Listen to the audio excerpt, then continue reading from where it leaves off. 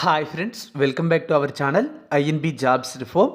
Friends, Andhra Pradesh రాష్ట్రంలో 415 staff nurse ఉద్యోగాల భర్తీకి దరఖాస్తులు కోరుతూ ఆంధ్రప్రదేశ్ రాష్ట్రంలోని 4 జోన్లలో కూడా నోటిఫికేషన్స్ విడుదల చేయడం జరిగింది.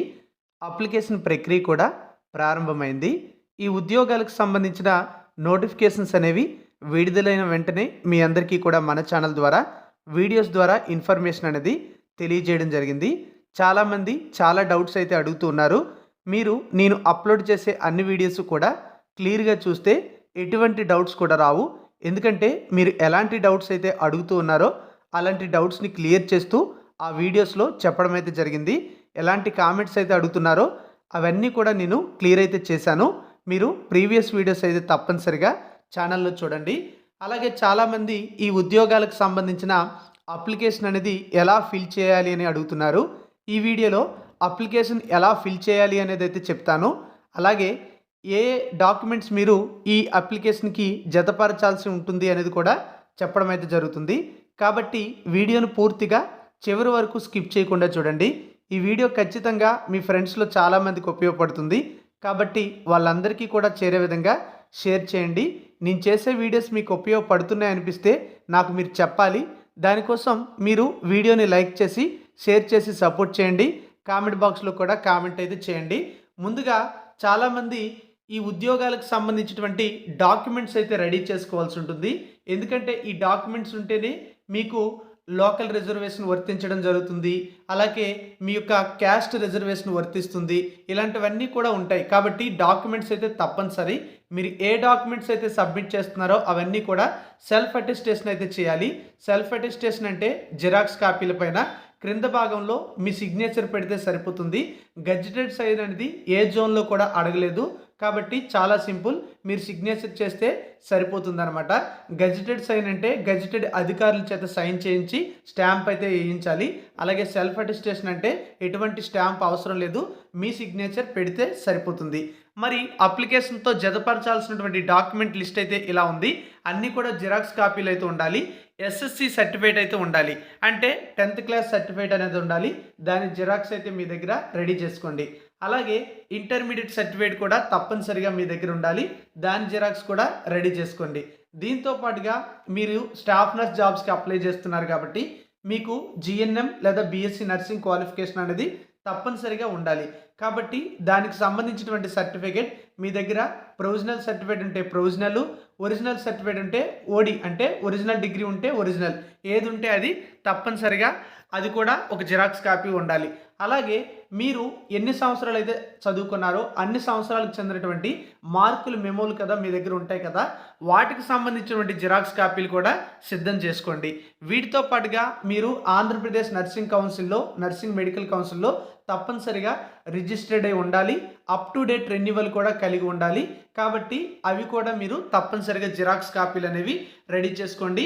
సో అదే మనకి valid certificate of registration in AP NMC with renewal for specific courses అని కూడా క్లియర్గా ఇవ్వడం అయితే జరిగింది. అలాగే మనం చూసుకుంటే స్టడీ సర్టిఫికేట్స్ కూడా ఉండాలి.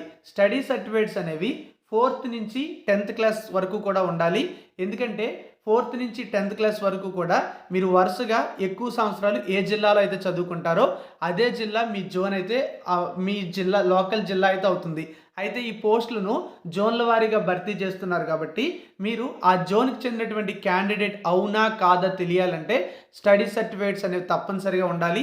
సో 4th నుంచి 10th వరకు కూడా స్టడీ సర్టిఫికేట్స్ అయితే సిద్ధం చేసుకోండి. వాటికి సంబంధించిన జిరాక్స్ కాపీలు కూడా ఉండాలి.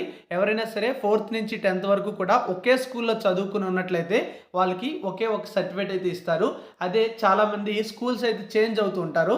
అలాంటి వారికి ప్రతి స్కూల్ దగ్గర నుంచి తీసుకున్నటువంటి స్టడీ సర్టిఫికేట్స్ కూడా ఈ 4th నుంచి 10th వరకు ఉన్నవి యాడ్ చేయాల్సి ఉంటుంది. ఒకవేళ ఎవరైనా సరే 4th నుంచి 10th వరకు కూడా స్టడీ మేము చేయలేదు, డైరెక్ట్గా ఓపెన్ 10th కట్టాము అనే వాళ్ళు కూడా కొంతమంది ఉంటారు. అంటే మధ్యలో ఈ టైంలో ఎవరు చదువుకుండా డైరెక్ట్గా డిస్టెన్స్లో 10th క్లాస్ అయితే రాస్తూ ఉంటారు. అలాంటి వారికి మాత్రమే 4th నుంచి 10th వరకు కూడా ఆ పీరియడ్లో మేము ఆ పర్టికులర్ ఏరియాలోనే నివసించాము లేదా ఆ డిస్ట్రిక్ట్లోనే నివసించామని చెప్పడానికి ఒక రెసిడెన్స్ సర్టిఫికేట్ అయితే అవసరమైతే ఉంటుంది. అది నోటిఫికేషన్‌తోనే దాంతో పాటు ఒక ఫార్మాట్ అయితే ఇచ్చారు. ఆ ఫార్మాట్ డౌన్‌లోడ్ చేసి, ఫిల్ చేసి సంబంధిత రెవెన్యూ అధికారులు అంటే ఎంఆర్ఓ ఆఫీస్ ద్వారా మీరు ఆ సర్టిఫికేట్ అయితే పొందాల్సి ఉంటుంది. ఎవరైతే 4th నుంచి 10th వరకు కూడా స్టడీ సర్టిఫికేట్స్ కలిగి ఉంటారో వాళ్ళకి ఈ రెసిడెన్స్ సర్టిఫికేట్ అనేది అవసరం లేదు. స్టడీ సర్టిఫికేట్ ఉంటే సరిపోతుందన్నమాట. ఓకేనా? నెక్స్ట్ మనం చూసుకున్నట్లయితే క్యాస్ట్ సర్టిఫికేట్ కూడా తప్పనిసరిగా ఉండాలి. మీరు ఎస్సీ, ఎస్టీ, బీసీ క్యాండిడేట్స్ అయినట్లయితే తప్పనిసరిగా క్యాస్ట్ సర్టిఫికేట్ అయితే ఉండాలి. అది కూడా మీరు మీ సేవకు వెళ్ళి లేదన్నట్లయితే గ్రామ సచివాలయం, వార్డు సచివాలయాల్లో సంప్రదించి తీసుకోండి. అది కూడా మీరు తప్పనిసరిగా లేటెస్ట్ది అయితే పెట్టండి. ఓపెన్ కేటగిరీ అభ్యర్థులు ఓసీ క్యాండిడేట్స్కి క్యాస్ట్ సర్టిఫికేట్ ఎవ్వరూ అవసరం లేదు. ఈడబ్ల్యూఎస్ వారికి కూడా క్యాస్ట్ సర్టిఫికేట్ అనేది అవసరం అయితే లేదు. ఎందుకంటే ఈడబ్ల్యూఎస్ వారికి ఈడబ్ల్యూఎస్ రిజర్వేషన్కి సంబంధించి వేరే సర్టిఫికేట్ అయితే ఇస్తారు. ఓపెన్ కేటగిరీ అభ్యర్థులకి రిజర్వేషన్ అయితే వర్తించదు కాబట్టి వాళ్ళకి క్యాస్ట్ సర్టిఫికేట్ అవసరం అయితే లేదు. ఇక ఈడబ్ల్యూఎస్ క్యాండిడేట్స్ అయితే మాత్రం తప్పనిసరిగా 2024-25 ఫైనాన్షియల్ ఇయర్కి సంబంధించి ఎకనామికల్లీ వీకర్ సెక్షన్ తమకు రిజర్వేషన్ వర్తిస్తుందని చెప్పడానికి ఆ సర్టిఫికేట్ అనేది గ్రామ సచివాలయం లేదా వార్డు సచివాలయంలో వెళ్ళి అప్లికేషన్ పెట్టుకుంటే అది కొన్ని రోజుల్లో ఇష్యూ చేయడం జరుగుతుంది. మీకు వెంటనే కావాలంటే వాళ్ళు ఏం చేయాలి అనేది కూడా చెప్తారు. ఆ ప్రాసెస్ ఫాలో అయితే మీకు తొందరగానే ఆ సర్టిఫికేట్ అయితే వస్తుంది. సో ఆ సర్టిఫికేట్ పట్టుకొని అది కూడా జిరాక్స్ కాపీ అనేది యాడ్ చేయాలి. ఈడబ్ల్యూఎస్ వారికి మాత్రమే ఈడబ్ల్యూఎస్ ఉండాలి, మిగతా వాళ్ళకి అవసరం లేదు. రిజర్వేషన్ ఎస్సీ, ఎస్టీ, బీసీ వాళ్ళకి మాత్రమే క్యాస్ట్ సర్టిఫికేట్ ఉండాలి, మిగతా వాళ్ళకి క్యాస్ట్ సర్టిఫికేట్ అనేది అవసరమైతే లేదు. ఎవరి దగ్గరైనా ఒక 1 or 2 years బ్యాక్ సర్టిఫికేట్స్ వీటికి సంబంధించి ఉన్నట్లయితే అవి పట్టుకొని వెళ్ళినట్లయితే మీకు వెంటనే కొత్త సర్టిఫికేట్ అనేది డేట్స్ చేంజ్ చేసి కూడా ఇవ్వడం అయితే జరుగుతుంది. ఒకసారి మీరు సచివాలయాల్లో సంప్రదిస్తే సరిపోతుంది. ఇక ఎవరైతే ఫిజికల్లీ హ్యాండిక్యాప్డ్ క్యాండిడేట్స్ ఉంటారో వాళ్ళు తప్పనిసరిగా సదరం సర్టిఫికేట్ అయితే కలిగి ఉండాలి. ఇది ఫిజికల్లీ హ్యాండిక్యాప్డ్ సర్టిఫికేట్ వాళ్ళ దగ్గర ఉంటుంది, మిగతా వాళ్ళకి అవసరం అయితే లేదు. సర్వీస్ వెయిటేజ్ ఎవరికైనా కావాలంటే అది కూడా గవర్నమెంట్కి సంబంధించినటువంటి కాంట్రాక్ట్ అవుట్సోర్సింగ్ విధానంలో మీరు పనిచేసి ఉన్నట్లయితే, COVID-19 డ్యూటీస్లో కూడా వర్క్ చేసి ఉన్నట్లయితే మీకు ఆ సర్వీస్ సర్టిఫికేట్ అనేది ఎక్కడైతే పనిచేస్తారో వారికి సంబంధించినటువంటి అథారిటీ నుంచి మీరు ఆ సర్వీస్ సర్టిఫికేట్ అనేది పొంది అది కూడా అటాచ్ చేయండి. తప్పనిసరిగా మీకు వెయిటేజీ మార్కులు అయితే యాడ్ కావడం అయితే జరుగుతుంది. ప్రీవియస్గా మీకు ఆల్రెడీ ఏదైనా సర్వీస్ సర్టిఫికేట్ అని తీసుకొని ఇప్పుడు తర్వాత ఇంకా ఎక్స్ట్రా సర్వీస్ మీ దగ్గర ఉందంటే ఎక్స్ట్రా పీరియడ్కి సర్వీస్ సర్టిఫికేట్ తీసుకొని రెండు కలిపి మీరు అప్లికేషన్కి జతపడితే సరిపోతుంది. మళ్ళీ ఫస్ట్ నుండి తీసుకోవాల్సినటువంటి అవసరం అయితే లేదు. So service certificate only government సెక్టార్లో పనిచేసిన వాళ్ళకి మాత్రమే ఇస్తారు. ప్రైవేట్ సెక్టార్లో ఉంటే వాటికి మార్కులు అయితే యాడ్ కావు. ఇక స్పోర్ట్స్ సర్టిఫికేట్ ఉన్న, ఎక్స్ సర్వీస్ మెన్ సర్టిఫికేట్ ఉన్న వాళ్ళు కూడా అవి కూడా యాడ్ చేయొచ్చు. ఇంకా రిలివెంట్ సర్టిఫికేట్స్ ఏవైనా ఉన్నాయి అంటే అవి కూడా యాడ్ చేయొచ్చు. సో ఈ డాక్యుమెంట్స్ అన్నీ కూడా ఉంటే ఈ జిరాక్స్ కాపీల పైన సెల్ఫ్ అటెస్టేషన్ చేసి మీరు అప్లికేషన్ అయితే పెట్టుకోవడానికి అవకాశం అయితే ఉంటుంది. అలాగే మీరు అప్లికేషన్ ఫీజు కూడా చెల్లిస్తారు కదా, ఆ డీడీ కూడా అప్లికేషన్కి జతపరచాలి. ఇప్పుడు అప్లికేషన్ ఎలా ఫిల్ చేయాలి అనేది అయితే చెప్తాను చూడండి. మీరు ఏ జిల్లా నోటిఫికేషన్ చూసినా అంటే ఏ జోన్ నోటిఫికేషన్ చూసినా సరే దాదాపుగా ఒకేలాగా డీటెయిల్స్ అయితే అడుగుతారు. సో మీకు ఇప్పుడు నేనైతే ఒక జోన్కి సంబంధించినటువంటి నోటిఫికేషన్ తీసుకొని అందులో ఉన్నటువంటి అప్లికేషన్ కోసం అయితే చెప్తున్నాను. సో మిగతా జోన్ల వారు కూడా ఇలానే ఫాలో అయిపోండి. మీరు అప్లికేషన్లో ఏది ఫిల్ చేసినా ఒక్క సిగ్నేచర్ తప్ప మిగతా ఏం ఫిల్ చేసినా సరే అన్నీ కూడా క్యాపిటల్ లెటర్స్లోనే ఫిల్ చేయండి. అలాగే 10th సర్టిఫికేట్లో ఎలా అయితే మీ యొక్క డీటెయిల్స్ ఉంటాయో అలాగే ఫిల్ చేయండి. ఎందుకంటే మీ యొక్క 10th క్లాస్లో ఉన్నటువంటి పేరు ఎలా ఉంటుందో అలానే అప్లికేషన్లో కూడా పేరు క్యాపిటల్ లెటర్స్లోనే ఫిల్ చేయాలి. మీ ఫాదర్ నేమ్ అలాంటివి కూడా క్యాపిటల్ లెటర్స్లోనే ఫిల్ చేయాల్సి ఉంటుంది. ముందుగా ఇప్పుడు మీకు నేను ఒక నోటిఫికేషన్లో ఉన్నటువంటి అప్లికేషన్ అయితే తీసుకున్నాను. ఇక్కడ ఒక బాక్స్ అయితే కనిపిస్తుంది. ఈ బాక్స్ అనేది చూసుకున్నట్లయితే అప్లికేషన్ నెంబర్ అంటున్నారు. ఈ అప్లికేషన్ నెంబర్ అనేది ఎవరు కూడా ఫిల్ చేయొద్దు, ఆఫీస్ వాళ్ళు వేస్తారు, మీరు వేయాల్సిన అవసరం లేదు. అలాగే ఇక్కడ మీకు చూసుకుంటే ఒక ఫోటో అంటించమని స్పేస్ కనిపిస్తుంది, దానిపైన మీ లేటెస్ట్ ఫోటో అనేది అంటించాలి. తర్వాత మీ పేరు అయితే రాయాల్సి ఉంటుంది. క్యాపిటల్ లెటర్స్లో మీ పేరు అయితే ఇక్కడ రాయండి. తర్వాత జెండర్ అయితే అడుగుతుంది, మేల్ అయితే మేల్, ఫిమేల్ అయితే ఫిమేల్ రాస్తే సరిపోతుంది. అన్నీ కూడా క్యాపిటల్ లెటర్స్లోనే రాయండి. తర్వాత మీ ఫాదర్ నేమ్ అయితే రాయాలి. ఇది కూడా 10thలో ఎలా ఉంటుందో అలానే క్యాపిటల్ లెటర్స్లో రాసేయండి. తర్వాత డేట్ ఆఫ్ బర్త్, ఇది కూడా మీ 10thలో ఎలా ఉంటుందో అలానే రాయాలి. ఆధార్ కార్డులో ఉన్నట్టు రాయొచ్చు అని అడగండి, 10thలో ఎలా ఉంటే అలానే రాయాల్సి ఉంటుంది. ఇక సోషల్ స్టేటస్ అంటే క్యాస్ట్ రిజర్వేషన్ అనమాట. మీరు ఓపెన్ కేటగిరీ అభ్యర్థులైతే ఓసీ అని రాయండి. ఈ ఓసీ ఈడబ్ల్యూఎస్ వాళ్ళు అయినట్లయితే ఓసీ డాష్ ఈడబ్ల్యూఎస్ అని ఇక్కడ ఉంది కదా, అలా రాసేయండి. ఒకవేళ మీరు SC, ST, BCA, BCB, BCC, BCD, BC ఇలా ఏదైనా సరే ఆ విధంగా ఇక్కడ మీరు రాసేస్తే సరిపోతుందన్నమాట. తరువాత ఇక్కడ మీరు చూసినట్లయితే whether claiming for service weightage for contract or outsourcing or honorarium service enclose contract outsourcing honorarium service certificate అని అంటున్నారు. అంటే మీరు ఈ సర్వీస్ వెయిటేజ్ మీరు క్లెయిమ్ చేయాలి అంటే తప్పనిసరిగా ఆ సర్వీస్ సర్టిఫికేట్స్ అయితే మీరు కలిగి ఉండాలి. వాటిని మీరు తప్పనిసరిగా అప్లికేషన్తో పాటు జతపరచాల్సి ఉంటుంది అని చెప్పారు. ఒకవేళ మీ దగ్గర ఆ సర్వీస్ సర్టిఫికేట్స్ ఉన్నట్లయితే ఇక్కడ ఎస్ అని రాయండి ఈ కాలంలో, లేదన్నట్లయితే ఎస్ పై టిక్ కూడా చేయొచ్చు అనమాట. ఇక్కడ స్పేస్ ఉంది కాబట్టి ఎస్ అని రాయండి. ఇలాంటివి మీకు ఏమైనా డౌట్ ఉంటే, టిక్ చేయాలా రాయాలా అని డౌట్ ఉంటే మీరు ఆఫీస్ దగ్గర సబ్మిట్ చేసేటప్పుడు అక్కడ చాలామంది అప్లికేషన్ అయితే ఫిల్ చేస్తూ ఉంటారు. ఎక్కువ మంది ఎలా ఫాలో అయితే అలా ఫాలో అయిపోండి, ప్రాబ్లం అయితే లేదు. మిగతావన్నీ కూడా మీరు ఇంటి దగ్గర ఉండేటప్పుడే ఫిల్ చేసేసి మిగతావన్నీ కూడా అక్కడ ఇంకా ఏమైనా డౌట్స్ ఉంటే అక్కడ కూడా మీరు క్లియర్ చేసి ఎవరి దగ్గరైనా చూసి తెలుసుకొని ఫిల్ చేయొచ్చు, ప్రాబ్లం అయితే లేదు. సో ఇక్కడ ఎస్ అయితే ఎస్, నో అయితే నో అని రాయండి. నో అయితే నో అని రాయకపోయినా పర్వాలేదు, ఎస్ అయితే మాత్రం తప్పనిసరిగా ఎస్ అని రాయండి.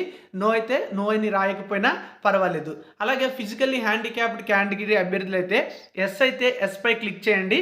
అలాగే విహెచ్ అయితే విహెచ్ అనే బాక్స్ పై టిక్ చేయాలి. ఓహెచ్ అయితే ఓహెచ్ బాక్స్ పై టిక్ చేయాలి.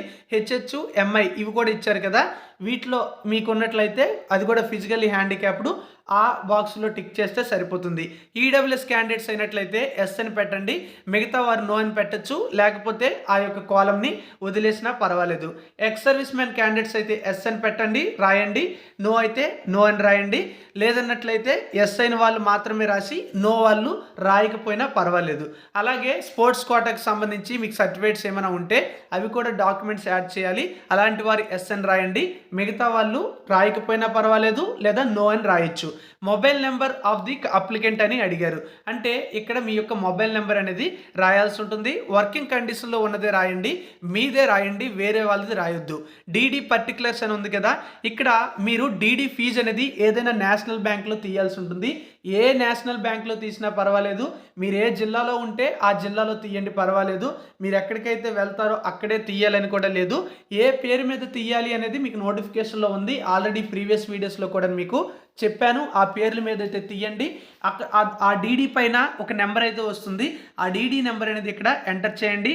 డీడీ ఏ తేదీని తీశారో ఆ తేదీ ఇక్కడ మీరు రాయండి. ఆ తర్వాత అమౌంట్ ఎంతైతే పే చేశారో ఆ అమౌంట్, అంటే 500 అయితే 500, 300 అయితే 300, 700 అయితే 700 ఆ అమౌంట్ అనేది ఇక్కడ రాయాలి. అంటే మీ రిజర్వేషన్ బట్టి, మీ జోన్ బట్టి ఫీజు అయితే ఉంది కాబట్టి ఆ విధంగా అక్కడ రాస్తే సరిపోతుంది.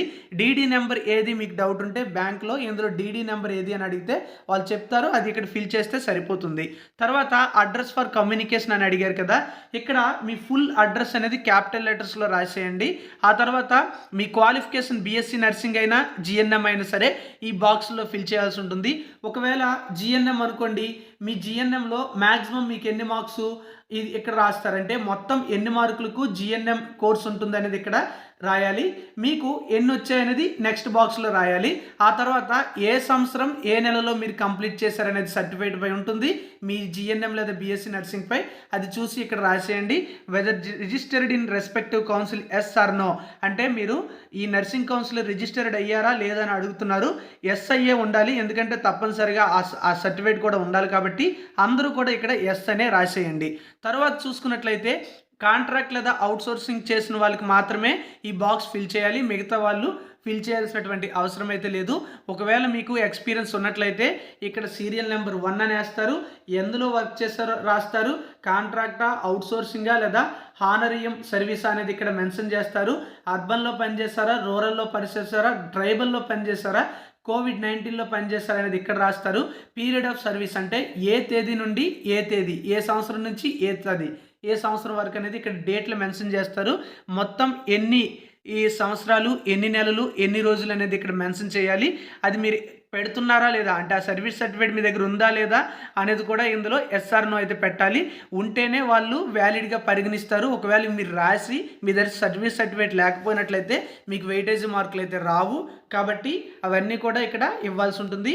మీ దగ్గర కొంతమంది వేరు సార్లు కొంత టైం చేస్తారు, మానేసి ఉంటారు, మళ్ళీ చేస్తారు, మానేసి ఉంటారు. కాబట్టి మనకి ఇక్కడ 3 వరకు కూడా బాక్సెస్ ఇచ్చారు.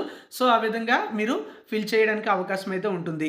తర్వాత 4th నుంచి 10th క్లాస్ వరకు కూడా స్టడీ సర్టిఫికేట్లో ఉండే డీటెయిల్స్ అన్నీ కూడా ఇక్కడ ఫిల్ చేయాల్సి ఉంటుంది. అలాగే సెల్ఫ్ అటెస్టెడ్ స్టడీ సర్టిఫికేట్స్ కూడా మీరు యాడ్ చేయాల్సి ఉంటుంది. అన్నీ కూడా జిరాక్స్ కాపీసే. ముందుగా ఇక్కడ చూసుకున్నట్లయితే 4th నుంచి 10th క్లాస్ వరకు కూడా డీటెయిల్స్ అయితే ఇవ్వాలి. 4th నుంచి 10th క్లాస్ వరకు కూడా మీరు కొంతమంది 1 to 10 వరకు కూడా ఒకే స్కూల్లో చదువుకున్న వాళ్ళు ఉంటారు. కొంతమంది 6 నుంచి 10th వరకు ఒక స్కూల్లో చదువుకుని ఉంటారు. అలాగే 1st నుంచి 5 వరకు కూడా ఒక స్కూల్లో చదువుకుని ఉంటారు. మరికొంతమంది వేరు స్కూల్లో చదువుకుని ఉంటారు. అలాంటి వాళ్ళు ఏం చేస్తారంటే, ముఖ్యంగా మీరు ముందు మీ 10th ఎప్పుడు కంప్లీట్ అయ్యింది అనేది ఇక్కడ రాయండి. అంటే ఇయర్ ఆఫ్ పాసింగ్ అడిగారు కదా, మీకు ఆ సర్వీస్ సర్టిఫికేట్లో ఆ స్టడీ సర్టిఫికేట్లో కొంతమందికి క్లియర్గా ఉంటుంది, కొంతమందికి క్లియర్గా లేకపోవచ్చు. అలాంటప్పుడు మీకు డౌట్ వస్తుంది. కాబట్టి 10th అనేది ముందుగా ఏ ఇయర్లో మీరు కంప్లీట్ చేశారు. ఫర్ ఎగ్జాంపుల్ మీరు 2012లో కంప్లీట్ చేశారు అనుకోండి. 10th 2012 కాబట్టి ఇక్కడ 2012 అని ఫిల్ చేయండి. ఆ తర్వాత 9th అనేది 2011లో కంప్లీట్ అవుతుంది. ఆ తర్వాత 8th అనేది 2010లో కంప్లీట్ అవుతుంది. అలాగే 7th చూసుకున్నట్లయితే 2009లో కంప్లీట్ అవుతుంది. 6th అనేది 2008లో కంప్లీట్ అవుతుంది. అలాగే 5th చూసుకున్నట్లయితే 2007లో కంప్లీట్ అవుతుంది. 4th అనేది 2006లో కంప్లీట్ అవుతుంది. అలా డిక్రీజ్ అయితే చేయొచ్చు అనమాట ఈజీగా. మీకు ఆ స్టడీ సర్టిఫికేట్లో అర్థం కాకపోయినా మీరు 10th ఎప్పుడు క్వాలిఫై అయ్యారు అనేది మీకు తెలుసు కాబట్టి అలా అయినా చూడొచ్చు. కొంతమంది దాంట్లో క్లియర్గా ఉంటుంది. సో ఆ విధంగా కూడా ఫిల్ చేయండి ఇయర్ ఆఫ్ పాసింగ్.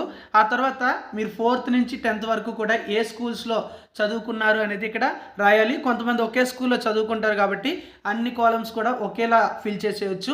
వేరు స్కూళ్ళలో చదువుకున్న వాళ్ళకి మాత్రమే ఇది ఇబ్బంది ఉంటుంది. తర్వాత టౌన్ అండ్ డిస్ట్రిక్ట్, ఆ డిస్ట్రిక్ట్ ఆ టౌన్ అనేది ఇక్కడ ఫిల్ చేస్తే సరిపోతుంది. ఈ విధంగా స్టడీ సర్టిఫికేట్స్ అయితే ఎంటర్ చేయాలి. లాస్ట్లో డెక్లరేషన్ అయితే అడుగుతారు. ఇక్కడ మీ పేరు, మీ వైఫ్ ఆఫ్ లేదా సన్ ఆఫ్ ఏదైనా సరే పర్వాలేదు, ఓకేనా. ఎవరైతే జెంట్స్ ఉంటారో వాళ్ళైతే మాత్రం తప్పనిసరిగా తమ యొక్క పేరు అలాగే తమకు సంబంధించినటువంటి ఫాదర్ నేమ్ అనేది ఇక్కడ రాయాల్సి ఉంటుంది. అలాగే ఫిమేల్ క్యాండిడేట్స్ అయినట్లయితే మీరు 10th క్లాస్ బేస్ చేసుకొని ఫిల్ చేసేయండి. మీ పేరు, మీ ఫాదర్ పేరు అనేది ఇక్కడ రాస్తే సరిపోతుంది. సో లాస్ట్లో ఇక్కడ సిగ్నేచర్ ఆఫ్ ది అప్లికెంట్ అని ఉంటుంది. ఇది మాత్రమే మీరు అన్ని అప్లికేషన్స్ లేదా అన్నిసార్లు ఎలా అయితే సిగ్నేచర్ చేస్తారో అలా ఫిల్ చేస్తే సరిపోతుంది అనమాట. ఇక నోటిఫికేషన్తో పాటు సర్వీస్ సర్టిఫికేట్ అలాగే రెసిడెన్స్ సర్టిఫికేట్ యొక్క ఫార్మేట్లు అయితే ఉంటాయి. ఎవరికైతే అవసరం ఉంటాయో వాళ్ళు మాత్రమే ప్రింట్ తీసుకొని వాటిని ఫిల్ చేయాలి. ఆ డాక్యుమెంట్స్ అనేవి సంబంధిత అథారిటీల చేత సైన్ చేయించుకోవాలి. మిగతా వాళ్ళకి అవసరం లేదు. 4th నుంచి 10th వరకు స్టడీ సర్టిఫికేట్స్ ఉంటే మీకు రెసిడెన్స్ సర్టిఫికేట్ అనేది అవసరం లేదు. ఎవరైతే డైరెక్ట్గా 10th రాస్తారో వాళ్ళకి రెసిడెన్స్ సర్టిఫికేట్ అవ్వాలి. సో వాళ్ళు ఇది చేయించుకోండి. అలాగే ఇక్కడ మీకు సర్వీస్ సర్టిఫికేట్ కూడా ఉంటుంది. ఆ ఫార్మేట్ అయితే ఇది మీ దగ్గర ఈ సర్వీస్ సర్టిఫికేట్ అనేది ఆల్రెడీ వర్క్ చేసి లేకపోతే ఇది డౌన్లోడ్ చేసి ఫిల్ చేసి రెస్పెక్టివ్ అథారిటీ నుంచి తీసేసుకోండి. మిగతా వాళ్ళకి అవసరం అయితే లేదు. సో ఇది ఫ్రెండ్స్ మనకి అప్లికేషన్ అనేది సబ్మిట్ చేసే విధానము, ఫిల్ చేసే విధానము. ఆల్రెడీ మీకు నోటిఫికేషన్స్లో అప్లికేషన్ ఎక్కడ సబ్మిట్ చేయాలనేది ఉంటుంది. సో అది కూడా చూడండి. ఎవరు ఏ జోన్ పరిధిలోకి వస్తారనేది నేను ప్రీవియస్ వీడియోస్లో చెప్పాను, మరొకసారి కూడా ఇప్పుడు చెప్తున్నాను. శ్రీకాకుళం, విజయనగరం, విశాఖపట్నం ఈ 3 జిల్లాలు కూడా జోన్ 1 పరిధిలోకి అయితే వస్తాయి. అలాగే మిగతా ఈస్ట్ గోదావరి, వెస్ట్ గోదావరి, కృష్ణా జిల్లాలు అయినట్లయితే జోన్ 2 పరిధిలోకి వస్తాయి. గుంటూరు, ప్రకాశం, నెల్లూరు జిల్లాలు జోన్ 3 పరిధిలోకి వస్తాయి. మిగతా రాయలసీమ జిల్లాలు అంటే కడప, చిత్తూరు, కర్నూలు, అనంతపురం ఈ 4 జిల్లాలు కూడా జోన్ 4 పరిధిలోకి అయితే రావడం జరుగుతుంది. జోన్ 1 వాళ్ళు విశాఖపట్నంలో అప్లికేషన్ అయితే సబ్మిట్ చేయాలి. మీకు అడ్రస్ అనేది నోటిఫికేషన్లో ఉంటుంది. లేదన్నట్లయితే మీరు గూగుల్లో కూడా సెర్చ్ చేసుకోవచ్చు. జోన్ 2 వాళ్ళు రాజమండ్రిలో సబ్మిట్ చేయాలి. జోన్ 3 వాళ్ళు గుంటూరులో సబ్మిట్ చేయాలి. జోన్ 4 వాళ్ళు కడపలో సబ్మిట్ చేయాలి. ఇవి అప్లికేషన్ సబ్మిట్ చేయాల్సినటువంటి లొకేషన్స్.